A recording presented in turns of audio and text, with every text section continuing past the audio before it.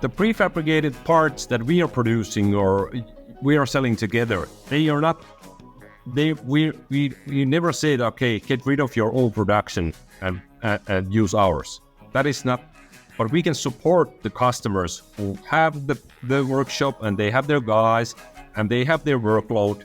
But we can support them to gain more from the market. And that is the way when your customers get more, you get more, we get more. Everybody's happy. Let's put our feet on the table and go to Bahamas. Isopartner-podden produceras av Isopartner, en av Sveriges ledande leverantörer av teknisk isolering. Se vårt sortiment på isopartner.se med produkter från våra premiumpartners Paroc, Isover och Armacell och många fler. Nu över till studion.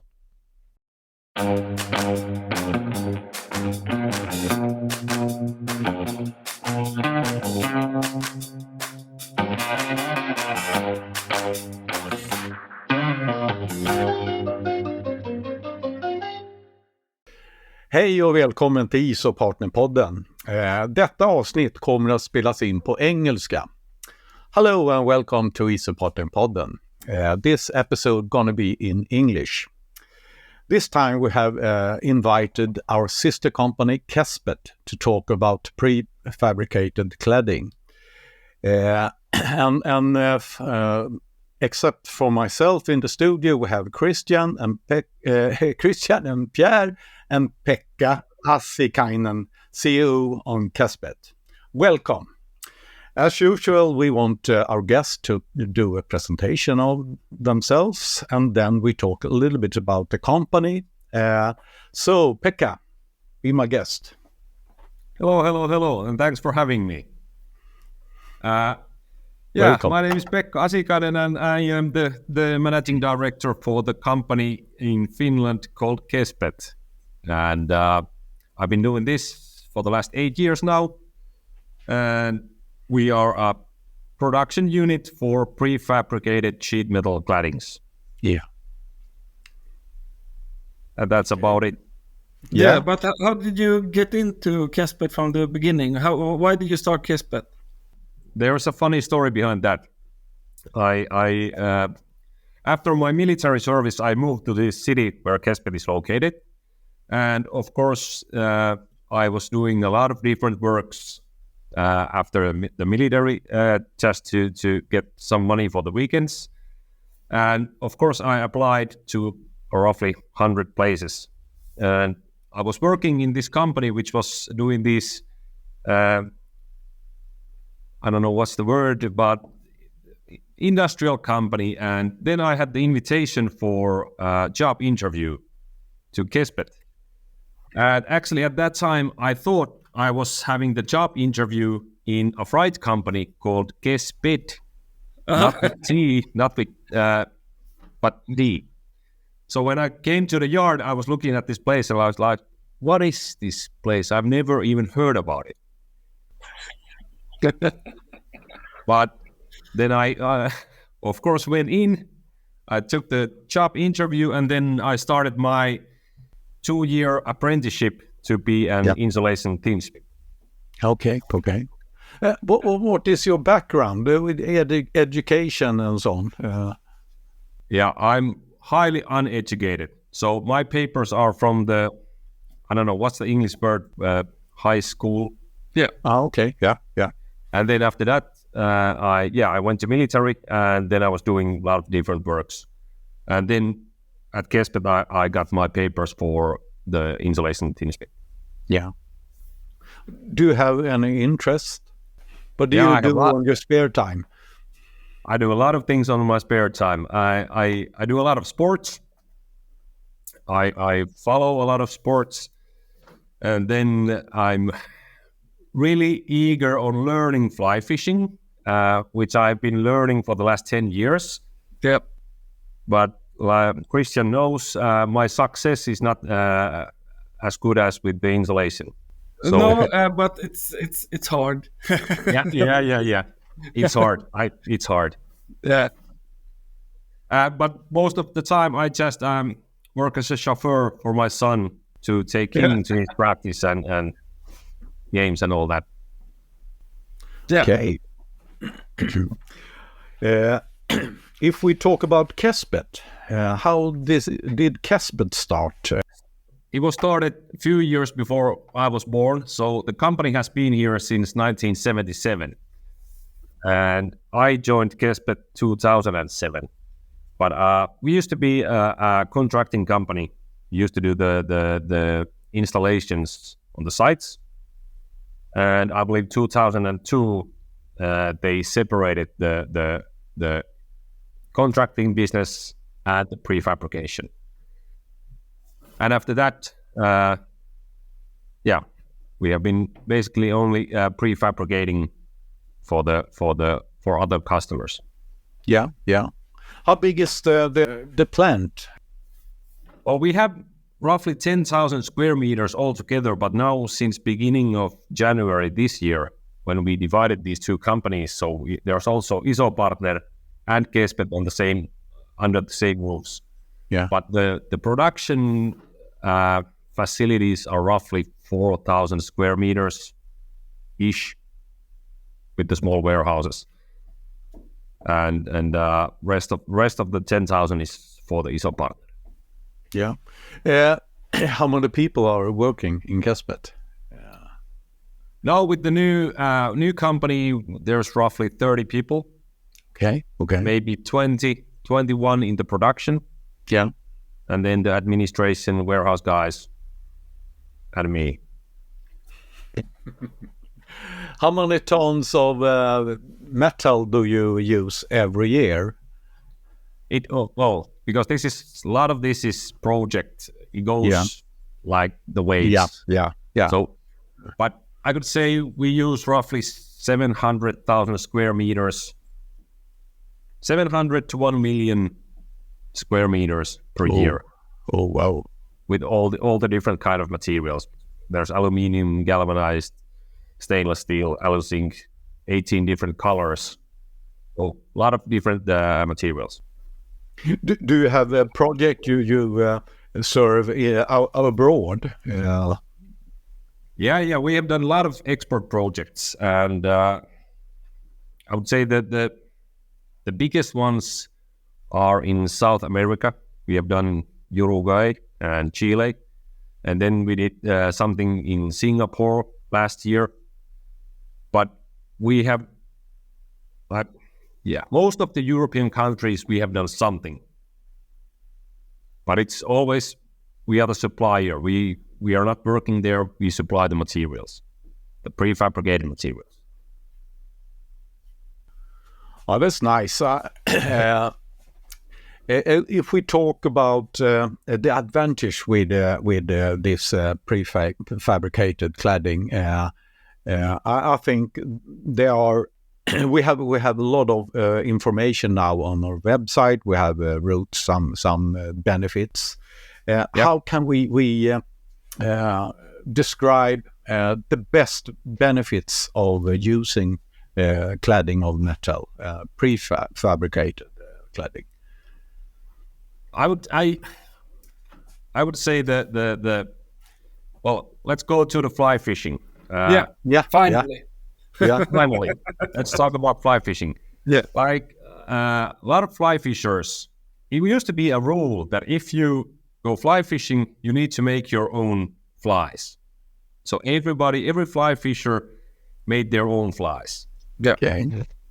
And I have never had the nerves to do it. I have tested it, and I have lost my nerves because of this small. Yeah, it's not my cup of tea. And nowadays you can buy really good, high quality flies with the same amount that you would spend on the materials. Yeah. Also less than you will spend, because I tie flies as well, and I do it quite frequently now during the winter. But it would be much more cheaper to buy flies, I can tell you. Yeah. And they don't. They fish as well. When the volumes go up with those people who do the flies, of course they are more efficient on doing them. And I have always bought my own flies. I've never tied. Well, I've made those 10, but other than that, I have always bought it. or got from somebody. So in the installation business, it's always has been the game that, okay, if you are a contracting company, you need to do your own fabrication for the sheet metal. And I really don't see any other point on that except that this is the way it's always been done. No one has ever explained me. Of course, your customers need to have their machinery and they need to do the small pieces. So that if they need a T-piece, if they need whatever, they need to have the machinery and they need to be able to produce some parts. But the majority of any project can be done in a lot more efficient way. I think so too. Yeah, and as we spoke about before, we don't do any fishing when we tie the flies. Exactly. No. And we don't do any money when we do the cladding. It's when we mount it, when we erect it. Yeah. That's where we make the money. So that is also because these guys who are working in the workshops for your customers, they are not making any money. They are actually spending the money with the rent, with the machinery, with the materials, with the salaries, with everything. And if they would be working on the site, they would make money for the company. Yeah, it's more cost effective to do this, and we have 5 benefits who I wrote down here, and you have the traceability when you use. That's really important today. And you have more than protect the insulation. It's fire resistant. It's recyclable. That is one big thing, and that will be even a bigger thing in the future. Yeah. Okay. Because recycling, if we keep screwing up the earth just by buying and wasting on the wastelands, it's not going to fly. We have to have the ways to recycle things. Yeah. And you can remount it and put it in other pipes with the same dimension. So you can use it more time. Reuse it. Yeah. And of course, the guys on the side, they need to be also aware that if you step on a pipe with the cladding, it's not concrete, it's sheet metal. So yeah, exactly. Yeah. Regarding you work in many different countries, Uruguay and Sweden, of course. Yeah, Sweden the number one. Sweden's the number one. I know. But the different markets, do you do the cladding differently to different markets? I know there's the regulations and stuff. Yeah, normally it's always we need to know the specification or the standard we are following. Yeah. There are these national standards like SSG or PSG or K or DIN or NORSOC. Yeah. They have the guidelines on how to do it, but a lot of times there's also the factory spec, and the factories have their own specification on how to do things. Okay. So every export project is different. Yeah. Okay. We have the different materials, different thicknesses, different kind of beddings, different kind of elbows, whatever. Everything changes. Yeah. So every project in every country is different, basically. Yeah. Basically, yes. Mm-hmm. Yeah. Today we have a stock in Gothenburg, put the most common dimension to just serve our customer as fast we can, and I think this is the advantage for a customer. We can get it quick today. Yeah, normally the delivery time is yesterday. When we talk about installation business, exactly. The delivery time is yesterday. Yeah. So, of course, it's going to be advantage for the customers to get it at the same trip as they take the insulation materials. They can get the sheet metal claddings. They can get the tools, the screws, whatever they need. Yes. And we have your catalog on our web today, and we have an order documentation. Our seller has it, and all customers who need help contact our sellers, and we help you to fill in this documentation and then send it to Kespet, and you do the calculation for what do we need.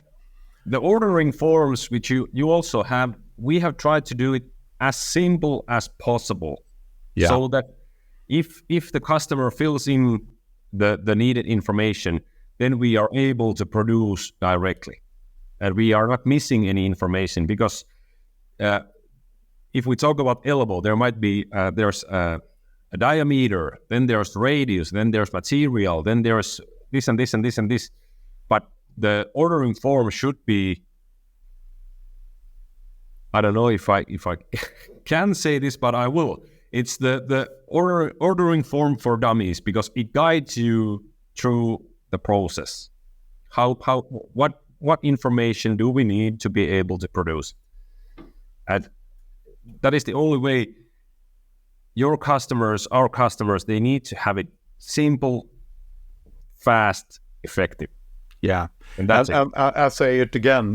Contact our local seller. They're gonna help you to order. Christian. Do we have any project today who's running? Yeah, we have a few larger projects. I don't know if I can speak of them, but we have some running. And it's the thing I can say is I've never gotten a complaint about how it's done, the sheet metal. Many times I do, and I take it from other places, but I never got them back and say the beating is bad or whatever. It's always really good. And since I've been at your factory, I've seen why, because it's a high-tech factory it's a factory compared to workshops, really. Yeah. If we talk about the working with the sheet metal, when we say it's high-tech, it's not automotive. We don't have the robots doing this and this and this, but it is the small steps that we have been taking to make it take it further. And the quality has always been the number one thing, because without the high quality, we cannot. I wouldn't put my name on it if it's rubbish. And the high volumes gives us the opportunity to take care of the constant quality. Yeah, exactly. It's the even. It has to be the same. That's quality, right? Yeah.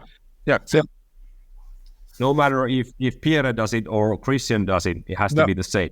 Yeah, continuity. Yeah, and also you can get when you look in your on the straight bits, you have who has done it and when it's done, which batch, which sheet metal, and everything. There's information. Yeah. That is also crucial for us, that we can track down if there is any problems with the products. So then we can track down who has done it, in which machine it has been done, which material have been used, and then we can also contact the supplier. Okay, is there something wrong with the material, or what is the problem? That's really good. I think it's so important. Christian, could you describe the process a little bit?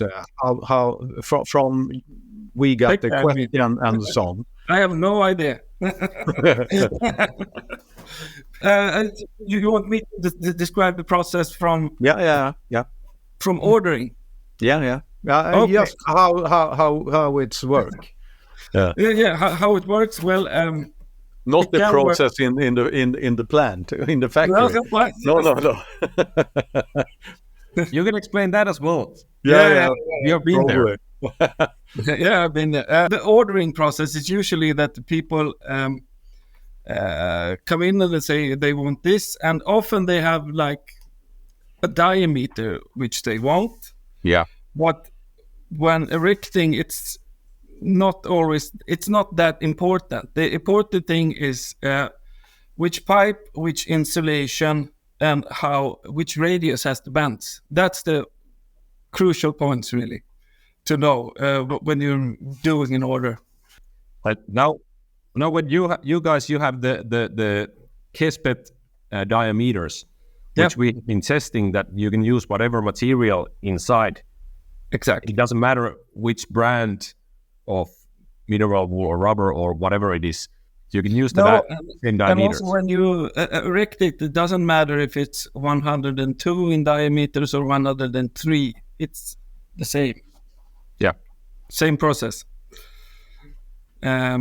So what we do we try to get which pipe, which insulation, and we take care of the rest. Exactly. If we can get the radius for the bends, it's really good as well. Yeah. It's not always, but if you don't say anything, you get 1.5. Yeah. That's it. Yeah. And then we send it to Kespet now, and then they say, okay, you can pick it up then. And then we make the transport arrangement. And then you get the material, hopefully. Hopefully. Yeah. That's easy, I think. Yeah, it is. It's not that complicated. Many people, maybe they don't dare try it, but it's not. It's like a puzzle, really. Yeah, and a lot of times what I see, what I have seen is people tend to talk about this like it is more difficult than it actually is. It is. There's always something inside, and then there's the insulation. And when you combine those, you have a measurement. You have the diameter or the length or the width or whatever. And it always goes like that. Yeah. We used to say in the past that insulation, pipe insulation, is cladding support. Cladding support, yeah. Yeah, but the pipes is the cladding will explain. Yeah, exactly. That's. I think you explained this very easy. It's very easy. So and ask us, give us a question, so we can question. We give us a proposal. We can help you to do this calculation and see how easy it is to use this. Yeah, and also for the you have a calculation department as well in Kespet. Yeah, where you can actually send your blueprints and you get the installation price, and I get the prices for the sheet metal. So basically, all you have to do is calculate how many hours and what you need. Also for the Swedish customers, because this is something that we have done in Finland already for some years. But now you have also the chance to just tell the customers, if they have a project, send us the blueprints, we take care of the rest. And then they can get the full package from you guys and the price for the full package. Yeah. And that should be easy enough for anybody to use that service instead of doing the calculation by themselves for everything. Yeah, that's good. What other products can a customer get help with from Kespet? With everything, yeah, okay. Of course, it's a sheet metal production, so we can do whatever we want from the sheet metal. But with the insulation projects, you have the tanks and the vessels, you have the flange and the valve boxes, you have the cones it doesn't matter. I have never seen something that we have not been able to produce if we have the right information. Right. So everything good. For the industrial project we can handle. Yeah. And you have a special solution as well for the boiler roofs and stuff like that. Yeah, that is for our machinery, because we have been building up the machinery that we can do it a lot faster with the traditional bedding, but a lot faster. Yeah. And then we have the insulation elements, which we can mold in any way we want. It can be the sound insulation or the heat or whatever. We can change the material inside the element regarding on the project. Okay. And of course, a lot of base structures are needed in the industry. Yeah. So we have our welding department where we do the base structures, the support rings and so on. Yeah. Now, as I said before, it's a big investments in this industry in the north in Sweden today. Is it the same in Finland? I would say we count on the Swedish guys on this one. Yeah, but you should send over some workers because we're gonna need them. Yeah, we will have a lot of workers in Finland now with the when everything is going down. So you will get those. Yeah. Thank you. Yeah. Christian is educated tip check expert. Christian is our guy in Sweden for the industry today. Do you have the same in Finland, in Kespet? Do you have? Yeah, Antti, who is working our planner, he's working for Kespet and for Isopartner Finland. Yeah. So he's doing the tip checks here in Finland, and what I know is that there's going to be more cooperation between the tip check experts inside the group. Yeah. So we don't need to have a tip check expert in every country, because we have already Christian, we have Trond-Erik, we have Antti, we have the other guys. Yeah. I believe this is something that has to grow. This has to grow. This service has to grow, because there's so much potential in all the factories and every place. There's a lot of potential with the insulation. When we can get rid of the idea that let's make the insulation thick enough to get rid of the extra heat, that you can touch it, because now that is the point in everywhere. Make it under 60 degrees, then it's good. Yeah. But if they would calculate the economic value of the insulation and the ROI, there's nothing better. No, there's a lot of money to be saved. And as we had, I lost his name. The tip check guy. Antti. No. Andreas Gürtler. Yes, Gürtler. We had him for a podcast, and he has the Tesla project. That's always the Tesla 20,000 kilometers. Yeah, exactly. 20,000 kilometers in a valve box. That's one valve. Yeah, one valve. But it is ridiculous. The numbers are ridiculous, and that's why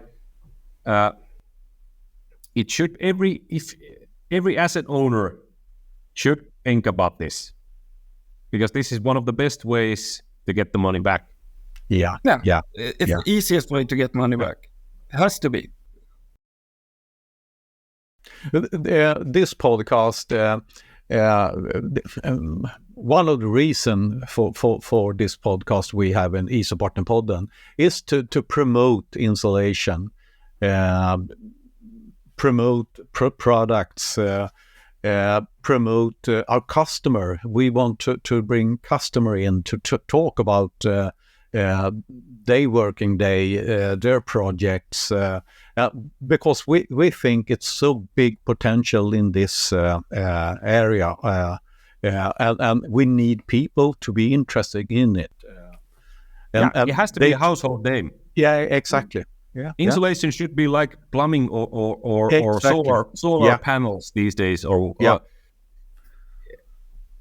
and it will be there. But of course, that is exactly what you said. It needs to be discussed. It needs to be talked, and the positive sides of the trade has to be brought up, because a lot of times people who are working in the industry don't even appreciate the industry themselves.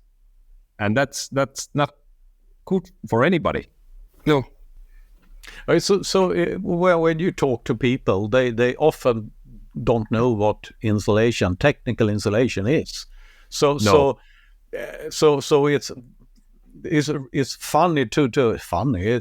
I think it's good that I get a question, I can explain what it is, and you live with technical insulation every day in your environment. For heat, for plumbing, for you have cold water, warm water, you have warm house, and so on. So when you put your padded jacket on in the winter time, it's insulated. Exactly. Yeah. So this is one of the reasons for the podcast. We really want to promote it.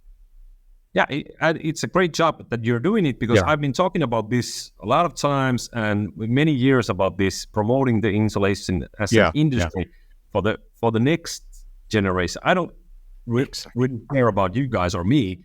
We have already we're past.